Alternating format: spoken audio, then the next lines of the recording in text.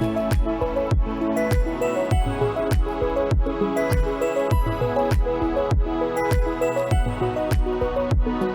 mean, it's a work in progress. The whole idea of the podcast and Camera Club Hawaii is basically, and I think I mentioned. What is Camera Club Hawaii? Camera Club Hawaii is just something that I we noticed put together. that's the social media thing. Yeah, we put it together last year.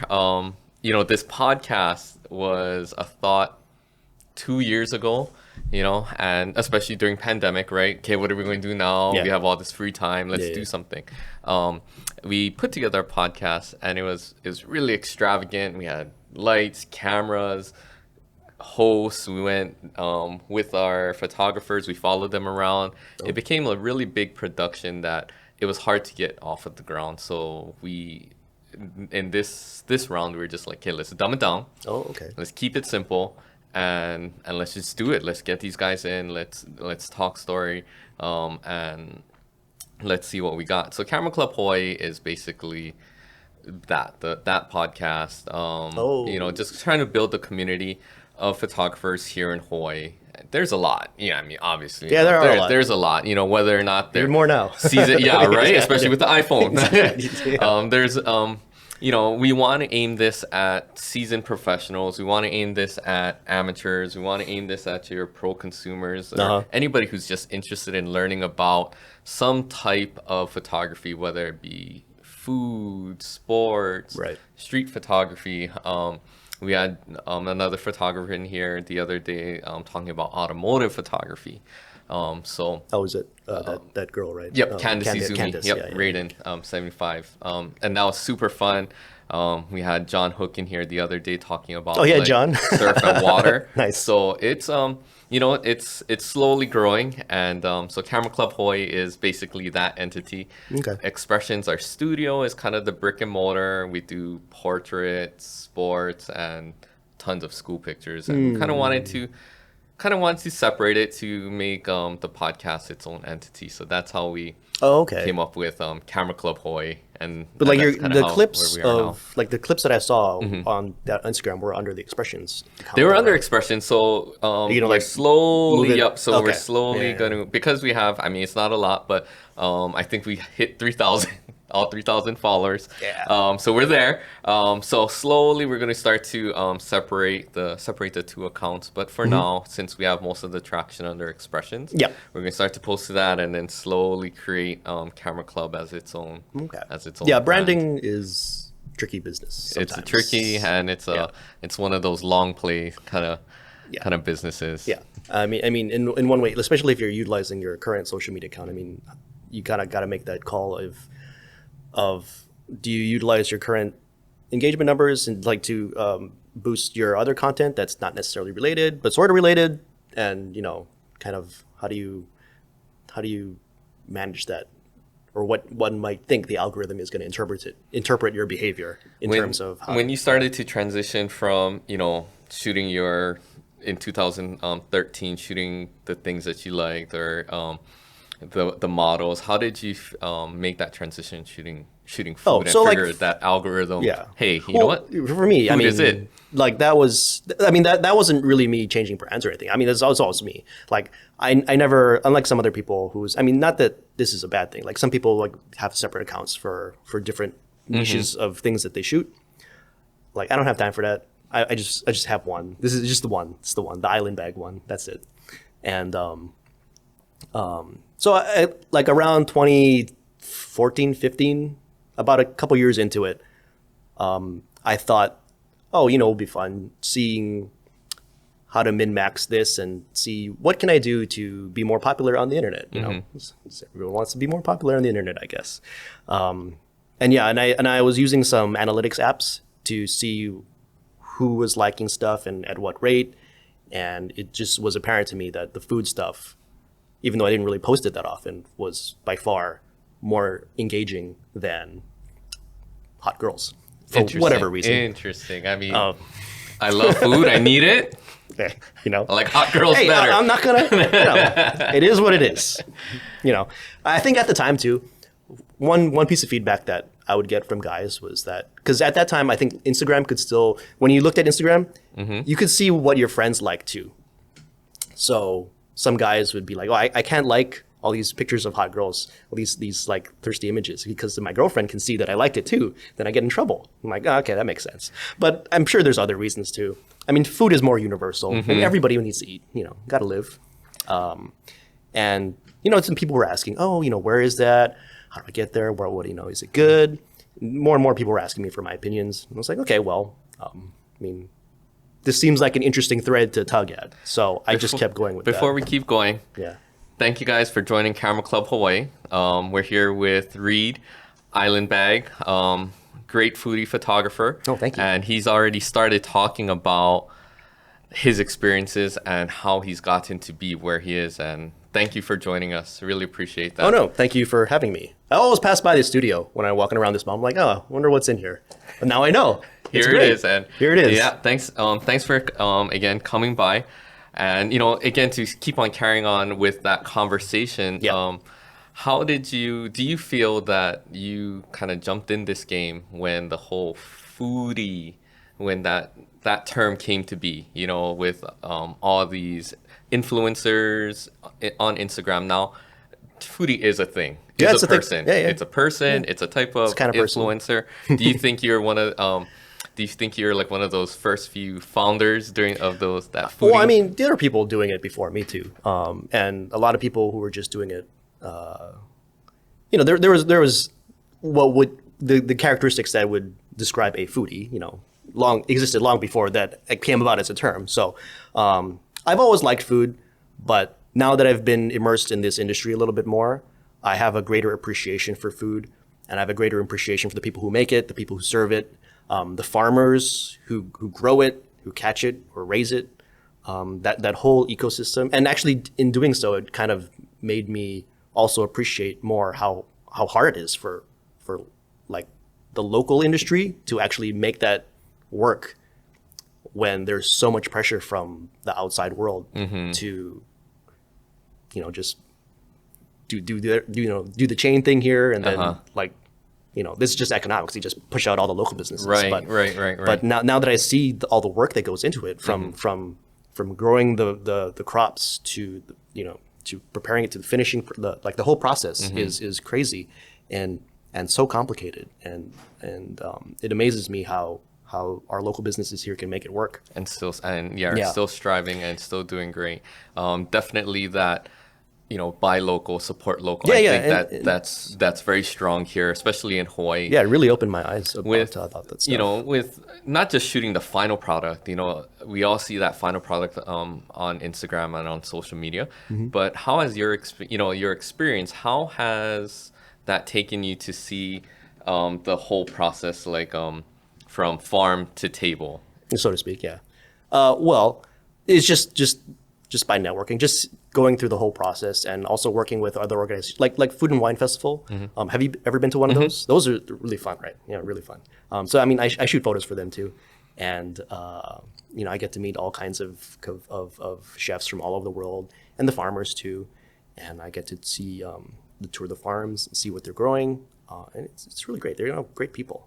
But what was your question? Sorry, you want to know how? So I mean, how does it work? Like, how do I mean, so it seems like a lot of, you express that you don't just photograph the final product. You're fortunate enough to see I see that, the process. That process. Are these clients hiring you to photograph and capture that depends. Entire process? It depends who's asking. Okay. And what they want. Like, I would say 90% of the time, I'm shooting the finished thing. Where restaurants will reach out to me to ask to shoot their menu, or stuff for like an ad, or for their social media, what have you. And so but it's just doing this kind of stuff. This, like, it's what, 2023 now? Oh my goodness. 23. So you get to see the process unfold, and just going to a lot of events and things. But I'm pretty fortunate, like, especially so that experience that grows just from the exposure, from going to so many different places. I think it just compounds on itself. And I wasn't going into this thinking, oh, I'm gonna be a foodie content creator kind of person. It just ended up that way, because the more To go back to what we were saying before, like, it's like, okay, I'm going to take pictures of food because that's what everybody likes to see. So the more I do that, the more people like my photos, the more engagement I get. And then Instagram says, okay, well, I think you like food, so look at Reid's stuff. And then it just kept growing and growing like that. And, it ends up that way. So I'm grateful for that. And just for the sheer volume of places I've been to now, I think I have a bit of a bigger like idea of where certain restaurants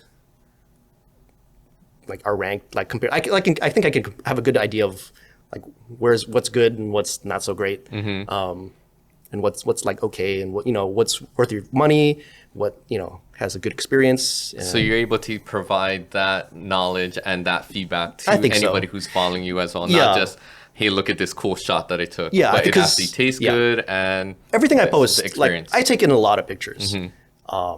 There's a lot of pictures that I haven't posted because it's like, well, because I want to only post stuff that I was impressed by, that I thought was good. And not to say that if I don't post your photo, that means I thought it was bad. Just like making sure we get that straight. Sometimes I'm just lazy, but if I post it, then oh, Reid probably liked it, or he did like it, and I did. And do you bring your camera to every single restaurant that you go to? I do now, yeah. Yeah? Oh, pretty much, yeah. There are occasionally times when I'm tired or like I don't want to, but for the most part, I do, because you never know. Sometimes you just want to take a photo of the food because it looks good, and then it's better to have it and not need it than not have it. Yep. But how often are you eating? How often do you go out to eat fast food? No. Oh, fast food? Oh, hardly ever anymore. Yeah. It's always at a restaurant. Yeah. I mean, I uninstalled the McDonald's app because that thing was dangerous. I installed that like in 2020, I think. I was like, damn, like $1 chicken McNuggets. What is this? No. And what about those like DoorDash and Bite Squad? No, I don't use it. Yeah. So I mean, definitely I go in the restaurant. Yeah. Because that's where the food looks the best. And that's where, I mean, I can also have a chance to meet the owner, talk story, meet the servers, talk about what their story is, or where they're getting their food from, how they make it, stuff like that. And it's just better. Right there. It adds a context. Like, I mean, I could set up a thing in my house, my home, like a little mini studio thing, but I'd rather not. You have that whole ambiance of the restaurant. Yeah. How often do you go to a restaurant, uninvited, start shooting and talking story, and just getting quite often, actually, almost like a cold call, to that restaurant? Yeah. Quite often? Yeah, quite often, actually. I think that's what's really unique with influencers and foodies, like how they can just go from, oh, let's go visit this restaurant today. It's not a matter of being invited or having the owner or the chef come down and say, try our food, but you guys are able to go to the restaurant and basically start that connection, start that relationship where it does grow into something that's beneficial for both sides. Can you tell me your experiences of when you first started to go in and introduce yourself? How confident were you versus now? Is it same, different? I don't think I really have a problem talking to people or introducing myself, even before. But I don't really. I try to stay a little bit under the radar if I don't know the people there, but. Because eventually, when I bust out my camera and it's lights and stuff, they're like, "They're gonna ask, what are you doing? Are you shooting for a magazine or something?" I'm like, well, no, I just came. It's for my Instagram. Have you ever been told, "Hey, get out"? Not get out, but put it away. I've been told before. Well, this actually happens in America. People don't really care that much. Like if I'm shooting something and lights are going off. As far as I can remember, nobody's ever told me to stop doing that. But I have been told that in Japan. So I'm a little bit more careful about what I'm doing in Japan. Oh, okay. Because their approach, like especially at some of the more like serious places, like some of these guys in Japan, they're very serious about their food, and very, there's an Way etiquette to eat and a it. process. Yeah, etiquette. I think that's the better word. Especially some places are like, oh, you're taking too long. It's gonna get hot. It's gonna get cold. Eat it now. It's not gonna taste good if you You dip it like this in the shoyu, and then you put it in your mouth. Yeah. So sometimes like the foodies and I joke about the food we eat, or we're used to eating cold food because by the time we're done with our stuff, it's all cold already, which is fine. I don't necessarily dock points for cold food because it's my fault. I kind of use my imagination. Oh, this has probably tasted like even more awesome when it was warm and fresh. I think we're pretty good at that now. But I'm very cautious about. I don't want to bother other customers too. Fortunately, most other customers are generally curious. They're like, "Hey, what are you guys doing?" And start talking story that way. But my intention is to be as intrusive as least intrusive, least intrusive as possible, and also to perhaps down the road benefit the business via like posting stuff or whatever.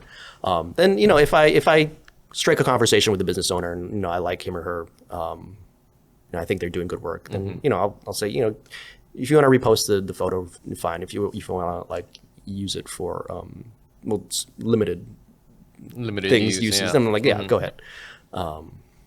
Because that also then leads into conversation. Oh, you want higher res stuff? You want more stuff? The next time moving forward, this is what we can it's do. a very good networking opportunity as well.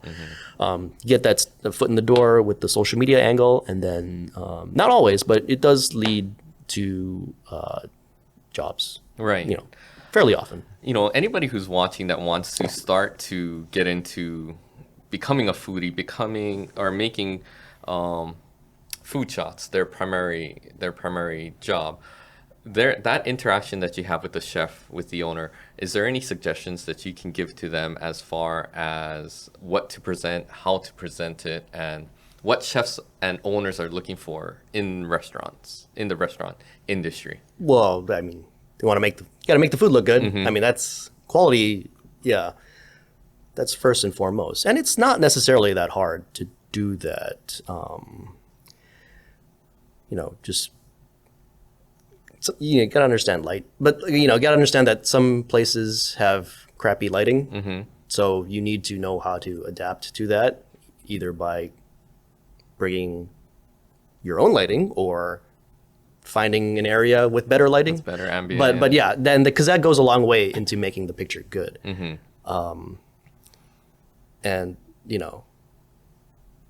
that's all they really want, because most of these guys are just like posting pictures with their phone. Anyway, it's just because that's also a lot of times which makes me want to try someplace or like engage with the owner, because like I go there and it's like, oh, food's pretty good. Then I look at their Instagram, it's like oh. Well, I mean, not that I'm it's like, hey, you taking these with your phone, which is fine, Do you find that a lot of restaurants are just looking for those photos to replace their what they're posting on social media, or are a lot of them looking for prints, menus, because some people are websites, putting the prints in their restaurant, and they also have the menu, and also for the website, of course, whether it be like just the image gallery for the this is the menu, this is what it looks like, or maybe like banner images or whatever. There's all kinds of uses.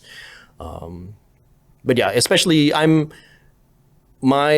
quality of my work is especially useful if they're going to print something, because I shoot.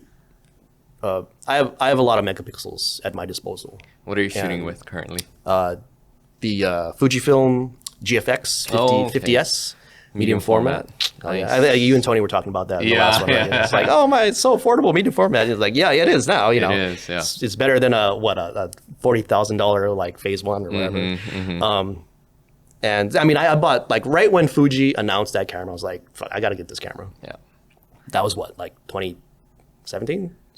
I think a little after, 18? I don't know. It was. I've had this camera for like, what, 5 years now, 6 years? And still a great workhorse. Oh, it's awesome. Because up until then, I was using primarily Nikon. I still do. I still use both. But at that time, I was using a D800, and then... which is a great camera, don't get me wrong, but I wanted Are you pulling up the thing? Oh, nice. Yeah.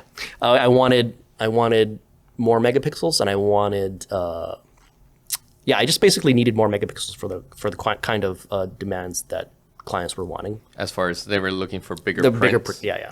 And or just more room to play with. Okay. So if Nikon had announced the D850 a little bit earlier, I probably would not have ended up buying a GFX, because the D850 was 50 megapixels. And actually the quality of the D850 is amazing too. But I mean, they're both good. Now that I have both, I'm like, I'm gonna use both. It's fine. I'm already in it. So, looking at your social media, looking at your work, you definitely have a certain style. As far as the lighting, how much of the plating do you do versus what the chefs and the restaurants bring out? Plating wise, I leave it to the chefs. I mean, that's their baby. That's their creation. I want their creativity to shine through, their vision to be the focus, and I'm there to capture it and make their art look as good as it can be. Occasionally there are some chefs who say, hey, here it is, just make it look however you want. Right. I'm like, okay, sure. Is that on the tougher end of the spectrum as far as dealing with the chefs or dealing with their marketing team when you're trying to figure out, okay, how do you figure out what is their vision? Just ask them, It's like, hey, what do you want? What do you want it to look like? Like, what do you want it to look like? What do you need me to do? What are your needs? A lot of the time they just say, just do whatever, we trust you. So I'm like, okay, I'll just do whatever. Other times, like, we need it to look specifically like this, or match this, or we need to invoke this kind of feeling. So I'm like, okay. And I'll work with whatever input they give me. But I feel like about half the time they're just like, hey, just do whatever. I'm like, whatever you make, it should be fine. It always looks good. So I'm like, okay, good. I'll just do whatever. But then in terms of what the chef does, like, I tell him or her, like, just make it how you want to make it look, and how you're gonna present it. Especially if it's a dish, not a stylized dish, but more a dish like an everyday dish that all the customers are always gonna see. Because if it looks too much different from the photo, the expectation versus reality, right?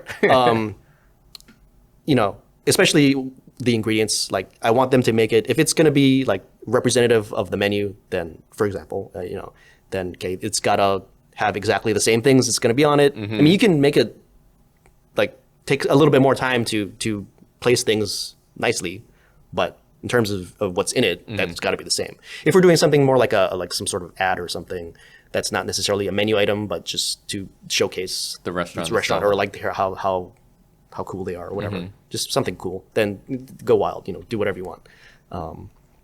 But depending on the kind of shot we're taking, I have specific goals in mind and expectations. Because again, as a customer too, like, I don't want to feel deceived by the photos. I think my responsibility is to take what they already serve and just make it look nicer. So, like, my ways of making it look nicer would be just through lighting, through just a little bit of styling, using what's already there, and just the angles that I choose, and like the backgrounds and stuff. I think this one in particular. Yeah, I felt like the background here was full of all kinds of crap. So I thought, okay, well, I'll just nuke it with lights, and then the background will turn black, and I don't have to deal with it anymore. Another way you could approach it is to use like a super shallow depth of field and make the background all blurry. But then I felt that would lose too much of the food. The texture in the meat. Yeah, then that would be harder to see. Like, it would get a little bit too blurry as it goes, especially because this is more of a long dish. So there's a lot of ways to solve problems in photography. I mean, how to make the subjects pop out from the background, using either bokeh, lighting, color contrast. Like I was talking about the gels that I used to do that, but not anymore. And then you fix it in post, but you try not to do that. Don't rely on that. Okay, that's a question that I ask a lot of our guests here. Okay, there it is, guys. How much post process do you feel goes into your images? As somebody who does a hell of a lot of post, that might sound kind of ironic for me to say, but like the more you get it right in camera, the less you have to do it in post. And the reason I do a lot of stuff in post is not because my initial photos are shitty. I mean, sorry. Can I swear? Yeah. But it's because I want to take an already awesome photo and make it super nice, or just like my post process, my editing process is fairly involved. I think. Is it pretty much the same tools and same we won't use corrections, but same Yeah, corrections I mean, I'm correcting making. like sometimes color or tone, just a little because I mean when you're shooting raw, like white balance doesn't really matter anymore. Right. You just Sky's the it's limit whatever from it there. is. Yeah. Like I don't even really care what I'm always setting it to like 6500K because that's usually what my flashes are at. And most of the time I'm shooting with flashes, but even if I'm shooting other stuff, I'm just like, whatever. Especially if I'm just running out of time and then I'll just, adjust it later. Because, I mean, for that, that's fine because that's the white balance. And when you're shooting raw, white balance doesn't matter.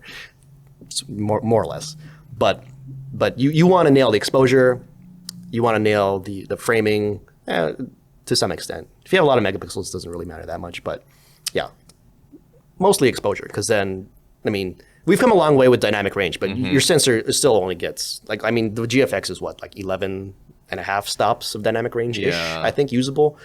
Which is a far cry from, I don't know what first camera you had, but I mean, it used to be what, like 9 or like 5 or something stops. It's ridiculous how far we've come. But really, like if you know your lighting and you can compress the tonalities and you know what to look for, you can fit the whole, what you're shooting within the frame, like yeah. 5 stops or whatever, and you'll be fine. That's why you got to understand. Yeah, lighting is important. Again, we always talk about that exposure triangle, understanding what your shutter, aperture, and Yeah, I mean, I could throw out this just GFX tomorrow, and like, if I had to buy new stuff, like I'm buying the lighting first. Like, okay. and What kind of lighting do you currently use? well, it depends what I'm shooting. So if you're just going to a like restaurant, on the big end. Okay, if I'm going to a restaurant, if I'm just have my bag with me, I'm using the Godox flashes, okay, the speed lights with the transmitter, and like when those came along, that was a game changer for me, especially as Off-camera somebody. flashes? Yeah, well, I've been using off-camera flashes for forever, but when Godox's one came on the market, that was a game changer because especially as somebody who shoots 2 brands, I could use the same flashes for both my Fuji and my Nikon too, right, which was right. amazing. And like I could, like the first part, like Nikon and Canon's like flashes systems were so late to the party with radio trigger built into the flash itself. Because I remember like back in the day, I'd be using like pocket wizards and To stuff. trip the flashes. Yeah. Not just my like speed lights, but like studio flashes, and that's what you had to do. But now, Very, like very it's manual. Very, now it's in the flash, Yeah. and it's so easy. It's so easy, so cross compatible with different systems. How many flashes are you taking out when you're at the restaurant? Like, I have 3. Three? 3 speed lights. and that's your typical setup. Yeah. Like I could just get by with 1 if I wanted to just like bounce it in the air. Sure, But lighting would be kind of flat. I mean, but it's usable, whatever. Right. And I also have like a Bounce board? card. Oh, fill card. okay, okay. Like I have looks like a tiny little V flat looking thing. It's not from V flat though, but I mean, same looks like the same thing. It's like Kleenex now. That's what it's called. It's the Xerox. It's the branding now. They're good with that. But yeah, I'll have like a fill card and a light. Ideally, I'll have maybe 2 lights. Kind of get that rim light and a key light. Or usually I'll have 3, so I'll just put them wherever, and it gets a nice envelops it with a lot of light. Looks cool. This is, what are you looking at? Strip stick. I took this in 2017. This is a long time ago. How did you figure out that, or how did you develop your particular style and realize that, hey, this is what I want my shots to look like. This is why the chefs are going to call me. Is there anybody, any other food photographers that you followed prior, or any books that you? Oh, looked I mean, at? not really. In terms of specifically food, no. I mean, because I just kind of shot food the way I shoot everything else. I just figure, what's the best way to make it look good with the most like cost effective and work effective way to get a good shot. Nice. Like with a restaurant, I don't want to be carrying all huge amounts of stuff. I mean, like if I'm doing an actual shoot though, then yeah, I'll bring my. So like for studio lights, I have like Einstein, like Policy Buff stuff. Oh, wow. Okay. And like studio strobes, I use those. But if I'm just like for that one, I used the Alien Bees or like the Einsteins for these ones, just because the flash duration is very short. Right. And you can get a good amount of power with a very short flash duration, which helps you with freezing the action. Like this particular style, or even technique, how did you go about like picking up this technique? Was it a lot of trial and error, or Yeah, mostly trial and error. I didn't really. Well, I mean, if going to like off-camera flash, like, do you remember that blog like Strobist? Strobist? This is like a long time ago. That's when I first started reading up on off-camera flash. I was like, oh, this is kind of cool.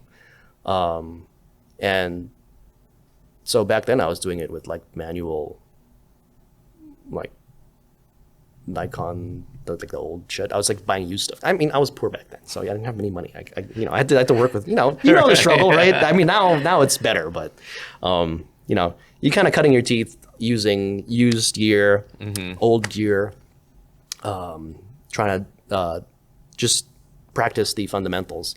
But yeah, so as I grew my craft and my business, I started to get more. I started to have ideas. I want to shoot this kind of shot, but I need better gear for that. Like the thing I would, not to say that you're always going to solve your problem with better gear. You solve your problem with your brain first, using the gear that you already have. Don't go buy more gear. And then when you're sure that you need to buy more gear, then you go buy more gear. A lot of people are under the impression that like, oh, I'm not, pictures suck because I don't have enough Let's gear. go buy a better camera. No. That's not why your pictures suck. It's like, just FYI. User error. Let me save you some money. But, like, it's like for this, like I can't really do this shot with speed lights. I mean, I could. I just need a lot of speed lights. Just because of how much area I'm trying to cover. So it just makes it easier to have one Einstein, or I think I used two Einsteins for this. One something bigger, stronger, faster. And yeah, it's just there's a lot of practice over the years, and it's not like because initially before I was shooting people for the most part,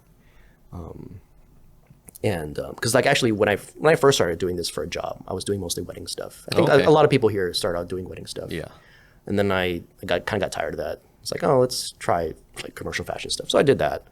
Then COVID happened. It's like, okay, all these jobs died. So, but at that point, my social media was already pretty well known for food. Oh, okay, okay. So that time period between like around 2016 to 2020, like I was just it's all food stuff. So most people thought I was a food photographer, like primarily. I'm like, no, not really. That's what I just post on Instagram. My main work is other stuff. But now from 2020 to now, I'm mainly doing food related things for my main source of like my job. Nice. But yeah, going back to this, it's just a culmination of years of experience, I guess. Is this like did you composite? Yeah, this is a composite too. Well, okay. Not individual. Like I took all three at once. Okay. What did I mean? Out of curiosity, what did you composite? What are the different shots? So, but we did each drop separately though. Oh, okay. Yeah. Got it. But all three Nice. were there, and then this is a composite of maybe the 4 or 5 best shots. Because I would have needed at least 3. But I really like this ring, so that was a separate one. Yeah. And it was about 4 or 5. And so shooting it like that with, I mean, of course, use a tripod makes compositing a lot easier. Like blacking out the background helped to just, that makes compositing easier. And it also makes the subject stand out. You might think it, some people might think it looks a little bit plain, but for the way this client used it. No, with the amount of color that's in there. Yeah, it makes it pop a little bit. Yeah, definitely a darker background. But the client preferred our darker background, our black background, because of how she wanted to print it out. So it was fine. Okay. It worked out. Actually, this was another one where I'm like, hey, what do you want? And she's like, oh, hey, let's just workshop it. I'm like, okay, well, we'll just do a bunch of, I'm like, let me just try a bunch of things. And then when I moved on to this shot, I was like, hey, how's about this? She's like, oh, that's pretty cool. Let's go with that. I'm like, okay. When you're on these shoots, about how long are you at the restaurant, or this one in particular? How long do you think it took you before you guys got all the images you needed to make that final product? Well, for this one, it was supposed to be like a 2-hour, 3-hour shoot, but then this was actually the last thing we shot. So, okay. And I knew in my head, okay, if they want to do something like this, then I'm gonna have to stay here like another couple hours because it takes a little bit more to set up, right? Compared to the kind of shots we were doing before. So, yeah, I was like, I'm okay with that. It's like, you want to do something like this? Yeah. I'm like, oh my god, that looks great. I'm like, okay. So it ended up being like maybe 4 hours, 5 hours. Oh wow. Okay. But it was fine. The end product. I mean, you look at that. That's awesome. Yeah, I didn't have the rest of my day was pretty open. So I was like, yeah, okay, I can swing it. Otherwise, maybe I would have just come back another day. It's fine. Like I like to, especially for locally owned small businesses, I'm a little bit more flexible with my time. Mm-hmm. I know that their budget isn't as big as maybe some corporate national chains, whatever. And what are the bigger chains that you've worked with? For food? Yes. Recently, I don't know, not or hotel. I mean, like because you've done a lot of hotels. No, I wouldn't say a lot. Like I shot for like the Trump one, mm-hmm. Like Ritz-Carlton a little bit, but nothing too crazy. Like let me think about, because how I was going about earlier, like how I was saying that I don't really like doing this has made me appreciate local businesses a lot more. Mm-hmm. I'm kind of biased towards that now. Okay, like, and that's definitely like fine. Especially during pandemic, mm-hmm.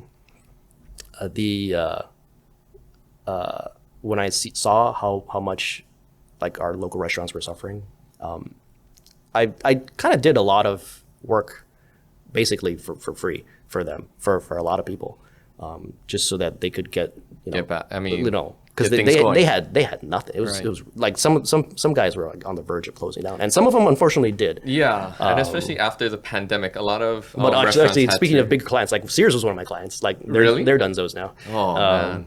Because I mean, a lot of restaurants after the pandemic almost had to redo their menu to take out. Yeah. Right. So that they didn't have any type of social media content for. So is that like a lot of things that you went in to help capture, kind of redoing their takeout menu? Yeah, there were some places who were adamantly against doing takeout pre-pandemic, and which is fine. Mm-hmm. That's sort of the vibe they want to go with. But then after post 2010 with 2020, they're like, okay, I got to make a takeout menu now. So I'm like, okay, well, and they called me, like, for example, some like there was a high-end sushi restaurant that I shot for, that was specifically in that category. They're like, we don't do takeout, mm-hmm. What? No, that's not sushi. You eat here. Yeah, you come here. But then like, okay, come take out pictures now. I'm like, okay, it's fine. We gotta adapt. I mean, mm-hmm. that's how you gotta run your business. You gotta adapt to the times, and if you don't, it might not work out. Right. I mean, it's just a kind of a harsh reality sometimes, mm-hmm. especially with the last few years. Yeah. A lot is changing. We're in a brand new society. Right? Yeah. At times it feels like we're okay. I mean, a lot of our work here is seasonal. Yeah, so okay. January, February kind of does one of these, and then spring, summer. It's a roller coaster. We're trying to find ways to kind of fill in the gaps, but as another business owner, I'm sure you understand how things just go like that. Sometimes, yeah. Like especially if you're doing the school portraits and stuff, because there's only a certain time of year where they want that, and then after that, it's like whatever. Yeah, I see. But yeah, it's really dope. I'm like looking at some of this stuff now. But do you find that it's easier engaging with those customers if it's definitely something that you enjoy eating, enjoy wearing?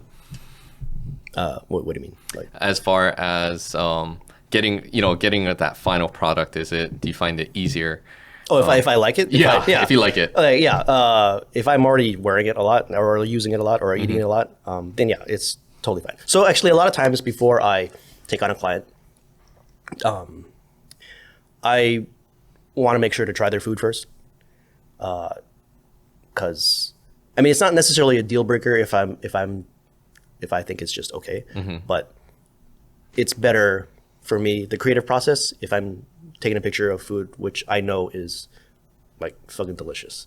It just helps. I think it just inspires me to make it look as good as I know it tastes. I see.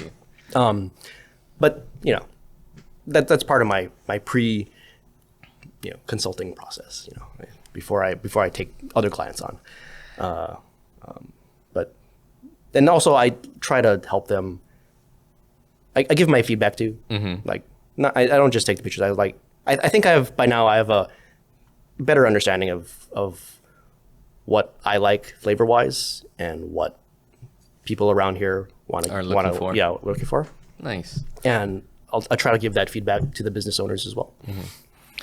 Some are receptive, some not so much, but Well, I think, as any business owner, I think anybody would really look for any ways to improve, so I think that feedback, good, bad, ugly should definitely be receptive. Sometimes people got very confident in their products. So, like you said, that's their baby, right? I try to wrap it in a nice, palatable package of here. This is what analysis. I think. As we wrap up, if you don't mind answering, favorite place for steak restaurant. Oh, favorite place for okay. So there's a lot of options. Like when people ask me what my favorite place for X is, that's a kind of a complicated question because there's probably a lot of places that are good, and also like in Hawaii especially, it depends on where it is.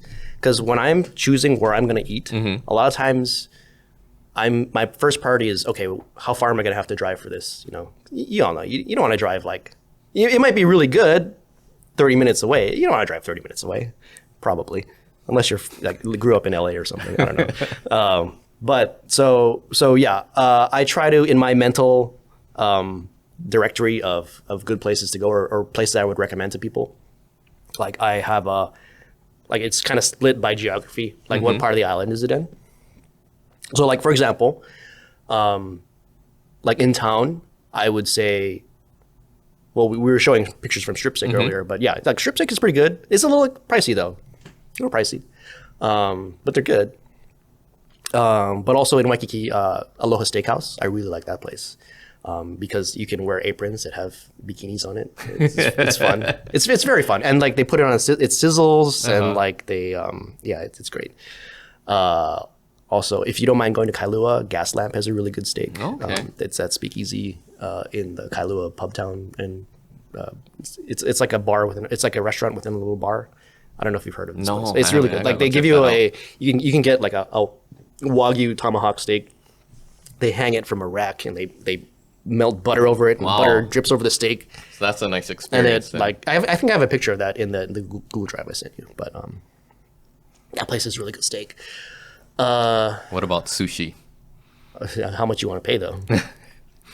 What's the top three that comes to mind? What's your budget? Like, okay, so I mean, if you don't care how much you're spending, I feel like my top five, I guess, would be like Sushi Show, Ritz-Carlton is really good. Hihimanu Sushi they actually won some award, I think, from TripAdvisor or Yelp or something for best sushi or one of the best sushi. Like anyway, they're really good. Hihimanu's good. It's a wildlife.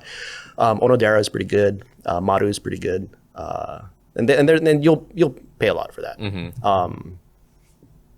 I mean, if you can afford it, it's really good. But times are tough for some people now. Yeah. If you want to get a more budget-friendly sushi, that's still good. That place in the Prince Waikiki, Katsumidori, I think that place is a good value. Yeah, like quality to value proposition. Atsushi, omakase baong, they have pretty good, fairly reasonably priced omakases. Oh, the Fukuro in that opened up within Buho in Waikiki. There's like a sushi restaurant and a Mexican restaurant. It's kind of cool. Yeah. Their omakase is reasonably priced as well. You hella sushi, eat hella sushi. You like a sushi fiend? Hey, you live in Hawaii. You gotta eat the fish. I think I eat a lot of sushi. To tell you the truth, I don't think I eat a lot of quality sushi. Oh. I think trash sushi's fine too. Whatever. we all it's okay. It's like a fix. Like there's days where I need to go get my sushi. So I'm definitely going to take all of those into. You've been to Japan before? Yes. So it's night. Like that's night and day eating sushi in Japan. Because you can not eat to say anything here. No, yeah. I mean, you can eat really cheap sushi in Japan. It's still really good. That's. I mean, oh, Japan's so good. I haven't been back since pandemic. I used to go like 4 times a year. Oh wow. But I haven't been back since 2020. It's calling you. Yeah, gotta go. Yeah, there's a lot because a lot of my pictures, because a lot of the things that people were liking were travel photos from Japan and food photos from Japan too. That's sort of what started a lot of this as well. I see. And yeah. Okay. Well, I mean, as we wrap up, was there anything else that you want to share with anybody any watching this as far as recommendations you want to know about? Photography? Well, I mean, not necessarily. I mean, recommendations or just anything closing you want to share. Well, like to people who are trying to do the foodie thing. I mean, if you wanna be like a foodie, like a lot of the prominent foodies here right now, they're fairly new. They just started it up during pandemic, and they're like, I'm kind of bored now. Let's take pictures of food and talk about it. And what's important is like you don't necessarily need like super nice images or like professional quality. I mean, that's just my gimmick, my thing. Like my strong point is that I can take really nice pictures of the food, professional quality, and my personality or my commentary surrounding the food, that's I guess a little bit secondary. Whereas some of my other friends in this community, they're like have a really good personality. They look good on camera. They're very sociable, engageable, or they're very engaging. They the way they talk about food is really good. And even though they're just using their phone, it's super popular. And you don't need, like I said before, you don't need good gear. You gotta. This is the most important thing in here. Use that first. Yeah. Like the knowledge and experience is invaluable compared to plastic and metal and glass. Right. I mean, not to say that you can shoot like on a little long toy camera. Yeah. Toy camera. I mean, maybe you could. Maybe that make a fun challenge video or something. But yeah, don't fall into the trap of don't chase more gear when you don't have to, especially if you can't afford it. Like, especially if you're not doing this as a job. Like, if you're doing it as a job, it's different, because then it's like money invested into your business that will make money, ideally make more money than you spend on it in the long run. But if you're doing it for a hobby, like unless you're like a doctor or something like that, or, they don't waste your money. Awesome. But if you do buy something from Tony. Awesome advice. Thank you again. Camera Club Hawaii guys. We have Reid, Island Bag. Thanks for joining us, and we look forward to seeing more yummy photos, man. Thanks for stopping by. Thank you very much. Thanks for having me. It was awesome.